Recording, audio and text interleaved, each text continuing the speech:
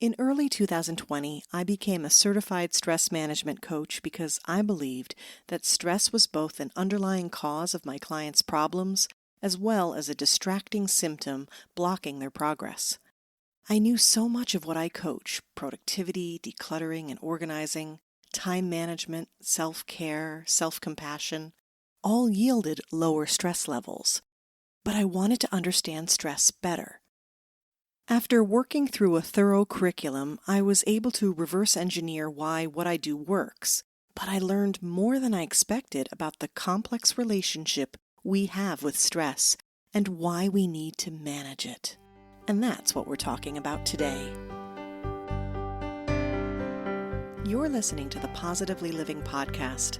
I'm your host, Lisa Zawrotny, founder of Positively Productive Systems and a coach certified in time and stress management, helping clients make space for what matters most in their lives. Join me each episode and we'll talk about decluttering, stress management, habits, personalized productivity, gratitude, and so much more. I understand the overwhelm of life because I'm a wife, mom to kids and cats, and a former caregiver. I'm here to help you choose what's right for you so you can do less, live more, and breathe easier. Sound good? Let's get to it. Hi everyone, I'm Lisa Zawrotny. Welcome to the Positively Living podcast. If you felt pressure, anxiety, or worry, been burdened, overextended yourself, or described yourself as overwhelmed, then you are in the right place. Today, we're covering what stress is, how it affects us, and what managing it means. I'm confident you have described yourself as stressed at some point in your life, or maybe even in the last month or week, or as you hit play on this episode. It may be what brought you here. That's because we all feel it. But navigating stress can be tricky because it's not all bad. When we talk about stress and being stressed out, we're talking about a particular kind. Stress experiences aren't inherently good or bad. What matters most is understanding how stress affects you and determining what is helpful and harmful and what to do about it. A noted stress researcher, Hans Selye, once said, "Stress is a scientific concept which has suffered from the mixed blessing of being too well known and too little understood." He used the term eustress to describe the kind that is positive and desirable, that keeps life interesting and challenges us to achieve our goals, and the term distress for the negative or potentially harmful, that drains us and pushes us beyond our ability to cope. Often when we talk about stress, we're actually talking about distress. Stress is described as a state of mental or emotional strain or tension resulting from adverse or very demanding circumstances. It challenges our ability to adapt. We experience stress as a physiological and psychological response designed to maintain stability. The fancy word being homeostasis, homeo meaning same, stasis meaning stable. Whether you experience change in your life like a shift in temperature or the loss of a job, your body and mind will respond to it. The thing forcing the response is a stressor, and what you do with it is your stress response. The National Institute of Mental Health recognizes 2 types of stress and 3 types of stressors. The 2 types of stress are acute and chronic, acute being short-term and chronic being long-term. Although chronic is our biggest concern, acute stress can definitely be problematic if it is frequent. The 3 examples of types of stressors: 1. Routine stress, such as childcare, homework, and financial responsibilities. 2. Sudden disruptive changes, such as a death or job loss. 3. Traumatic stress, such as a severe accident, an assault, an environmental disaster, or war. According to a survey done in 2018 by the American Psychological Association, the most common stressors were employment and money. I would imagine that would still be accurate at the time of this recording, along with significant additions, such as COVID-19, the political environment, and the fight against racial injustice, just to name a few. As you might imagine, we regularly experience a mix of these types of stress and stressors. I'd like to share a somewhat meta example of the mix I experienced in early 2020. I had given myself a first quarter deadline to obtain my stress management coaching certification. It was a goal for the new year that I'd started well before January. I had scheduled in my studying over the course of months to conclude by the end of March. Because project management is part of my skill set for coaching, I had given myself plenty of time to achieve this, even with standard delays. However, by the beginning of March, things in my home state of New York were changing rapidly, as the news of a virus was spreading almost as fast as the virus itself. Like you, my life was turned upside down due to COVID-19 and a shelter-in-place requirement, and my time management nearly flew out the window. Suddenly, everyone was home. We were trying to make sense of the virus and what it meant for us, sorting through tons of information and misinformation while trying not to panic. My husband's job was changing, my clients had different coaching needs, we were crisis schooling, and many new routines had to be put in place. My energy was drained from change and worry and a desire to be fully present for my family, which also included more cooking and cleaning and hands-on assistance for distance learning, as well as emotional processing. Calling it overwhelm doesn't do it justice. It might have been a good time to adjust my original deadline for this certification. However, I truly valued this learning experience and felt as though this kind of expertise would be needed now more than ever. So I kept my self-imposed deadline, though it brought about some seriously late nights in March and a generous share of crankiness. The good news is I pushed through and I met my goal and was able to move on from the temporary pressure. Were you able to identify the different types of stress in that description? Eustress, distress, acute and chronic? The certification push was eustress, a positive stress, and also acute because it was short-term. The stress I felt due to the virus is distress because it drained me and made coping difficult, and because it was not something quickly resolved. In fact, I am still dealing with it as of this recording. It is considered chronic as well. When we experience stress, the brain undergoes chemical and physical changes that affect its overall functioning.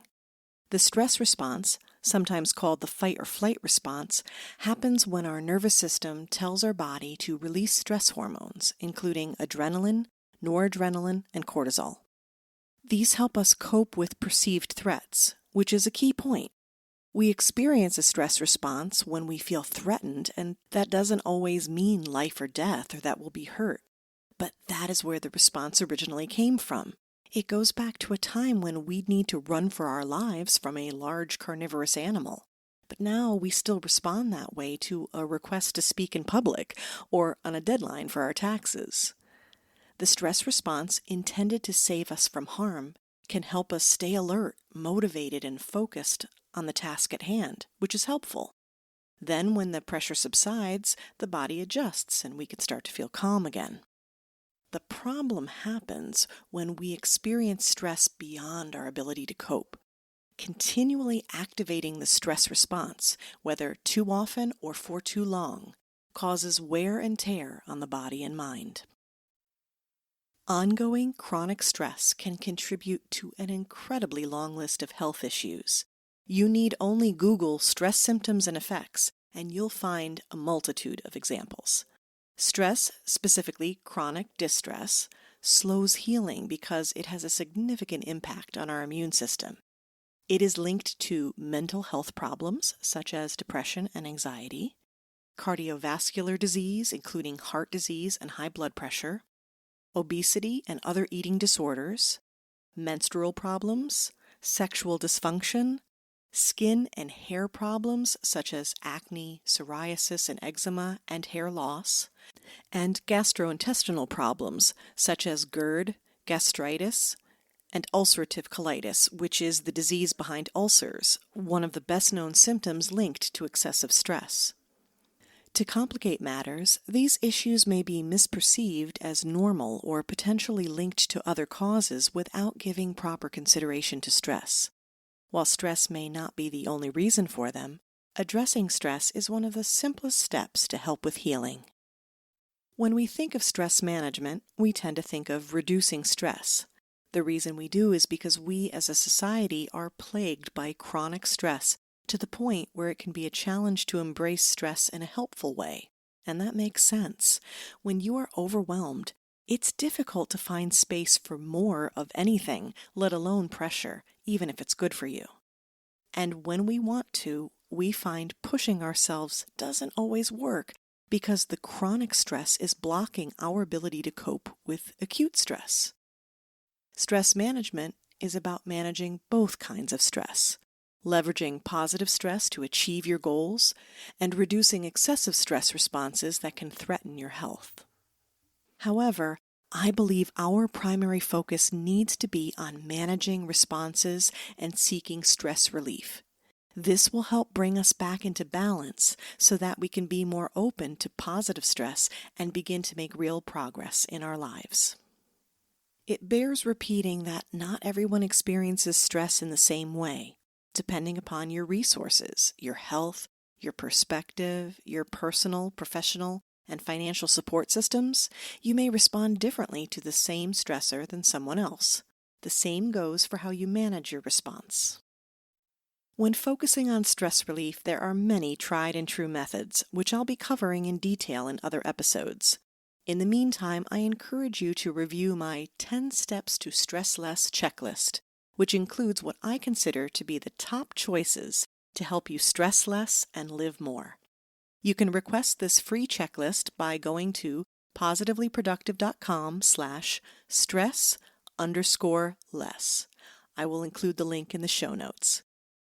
Today, I'll leave you with a simple overview to stress reduction courtesy of the Mayo Clinic. They offer the 4 A's of stress. I'll link to a detailed article in the show notes and quickly summarize them for you now. The A's are avoid, alter, accept, and adapt. To avoid means to remove stressors, specifically removing the things and the people that contribute to your stress. That may sound familiar because I call that decluttering. To alter means designing systems and habits that help you be proactive, encourage you to speak up and create boundaries, and own what can be controlled. At the same time, it helps to accept what can't be controlled and make peace with it so it will no longer be a burden to you. To adapt means managing your own expectations and making the adjustments necessary to help you find balance. Lastly, I will add my own A, which you've heard before, awareness. Stress can be a double-edged sword, helpful or hurtful, or both.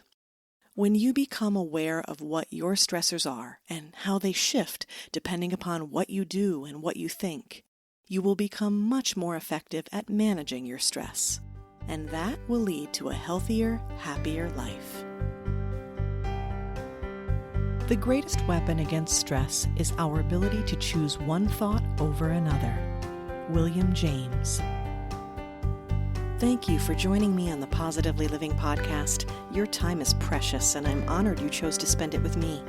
If you'd like more information on today's show, you can find a link to the show notes on positivelyproductive.com/podcast.